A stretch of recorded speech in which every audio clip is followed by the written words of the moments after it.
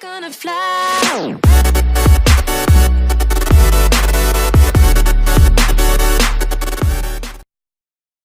1, 2, 3.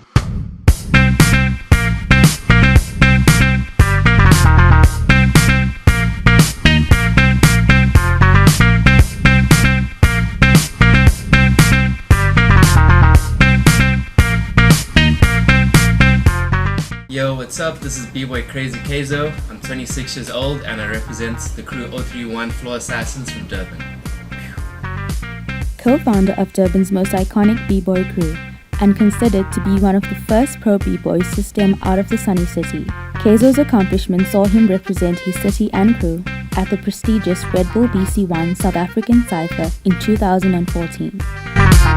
One of the most original and craziest b-boys of our time, we take a look at this 26-year-old's career that highlighted Durban's small breaking scene as a force to be reckoned with. So when I started breaking or b-boying, I was about 12 years old or so, still in primary school. This kid in our school, and he learns like a few moves just from his cousin. Just so happened to be his cousin was Chase Fredericks. Chase danced with the crew named Rock in Cape Town. When Chase would come down to Durban, he would meet up with his cousin and be like, hey cool, let me show you like some 6 steps, let me show you some windmills, some freezes. And he used to come to school and then he used to be like, hey guys, like check out all these cool new moves my cousin just showed me. Eventually he's like, well, if you guys are interested, let me teach you guys. So just that small little group of us, there might have been about 5 or 6, he just showed us just what moves he knew. Just from those few little moves that he showed us, it kind of actually just caught our interest and just had like all of our attention. So every lunch break, every day at school, we just used to kind of meet up and just practice our moves. And eventually, because now we were a bit more aware of what breaking was, we also used to meet a lot more other break dancers as well. So sometimes it might just be like walking the park and we see some guys doing some moves, like, oh, you guys are breakdancing, yeah, we breakers too. We used to always try and get like some videos as well, like online, just trying to like if we could learn some new moves and just what moves were like out there possible.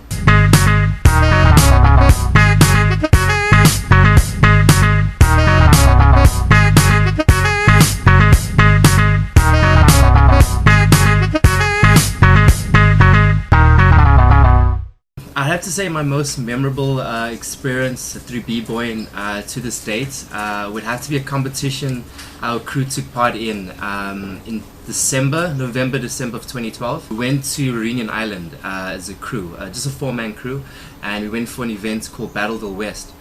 Crew from Madagascar, they had a crew from Mauritius, had a crew from Mayotte, crew from Seychelles, and then of course and Reunion as well, and then us from South Africa. For me personally, when I was younger, my dream was always to actually represent South Africa for breaking, or it was just kind of like, hey, just imagine you could do that, it was possible.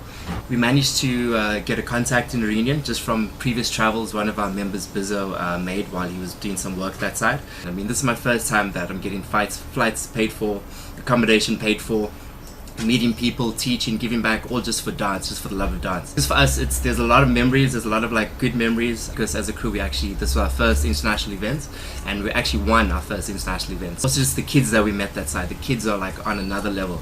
This is all they do every day is just train, and that's one thing I love about dancing, is also not just the performing, but also to meet people and to give back and also to learn as well.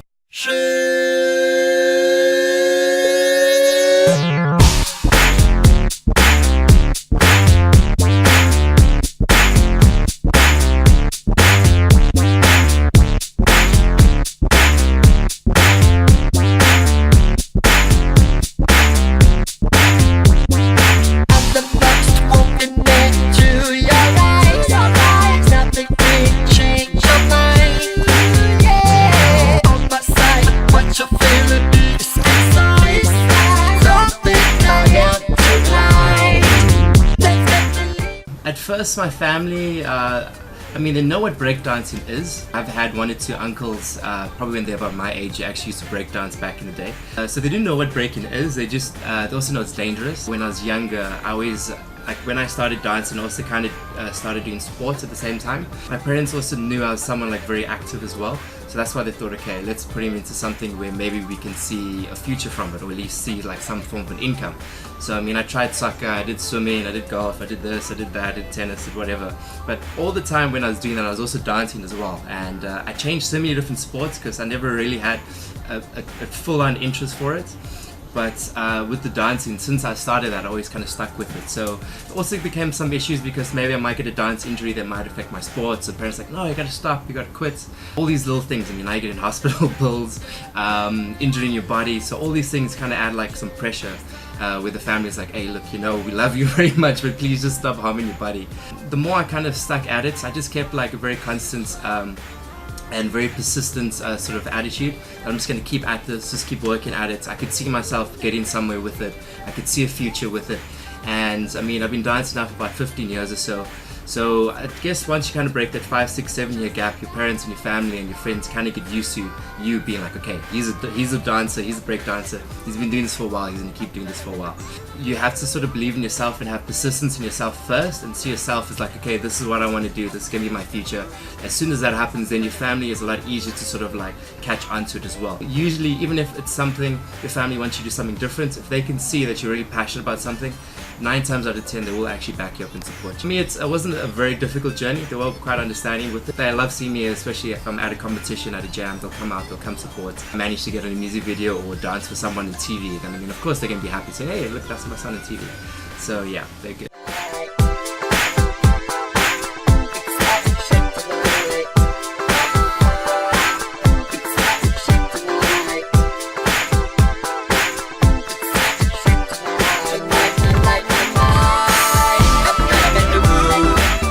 So breakers that I'd say that influenced my style internationally, Nick Gwen, he'd probably have to be like #1 on my list. I think he's probably like the all-time best. He's just so all-rounded, just with his style, his high energy. He can top rock, he can footwork, he can power, he can blow up. He's got it all, and he's got all the attitude as well. I love it when guys sort of take different like elements and they kind of like bring it into their dance. So he inspires me quite a lot.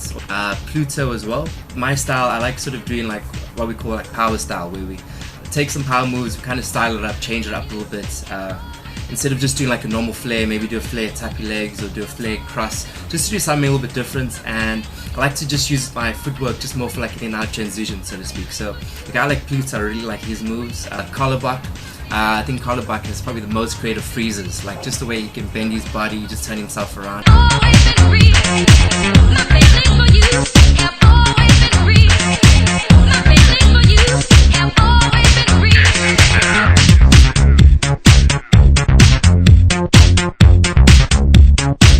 We've got a lot of potential here, we have a lot of talent. We do need a little bit more, I think, workshops, or we do need a little bit more giving back with some classes, specifically within foundation. A lot of guys here, they have some good strength, they've got some fitness or some rhythm, they can do some big moves, but there's a lot of like sort of, I feel personally, some understanding, some history within the dance that's being missed. I've just learned what I know of foundation and of the basics just through my traveling, through meeting other people. But when we come back, like, I always like to try and give back as well. So you might see some guys doing some flares and windmills and some head spins, but then maybe their 3-step might need a little bit of work. Or I'll be like, hey, can you do a 7-step? They won't even know it's 7-step. There's a lot of room here, a lot of space for improvements. Not that I'm saying that the guys need to keep practicing, need to keep working, but there's always space for improvement. But I think the Durban scene is good. We just need more events. The scene needs more of a foundation, so to speak. We need somewhere where the guys can go to, where they can always know if we go here, we're going to meet other dancers. We can keep practicing. Whereas sometimes we might only have 2 or 3 events the entire year. You can't really keep consistent if that's all you're having. I mean, if you go overseas, they might have 2 or 3 events a week or something. The Durban scene is there. We just need a little bit more time, or just a bit more nourishment, just giving back just towards the foundation, some of the basics, or at least even just some feedback on how to train properly. Maybe how to train well for like top rock fitness, how to train well for footwork fitness, just things like that, just how to turn moves into exercises, and also just someone just to kind of like just come through, just kind of like just meet all the individuals, just so we kind of have like one sort of spot where everybody can kind of like get through together. The scene was a lot bigger back in the day, where maybe about 6-7 years ago or so, especially when we had like annual events. So it did take a little bit of like a backseat, but there are still some dancers around. We are still here, we're also like fighting hard, and we're trying to like push it hard to bring it back.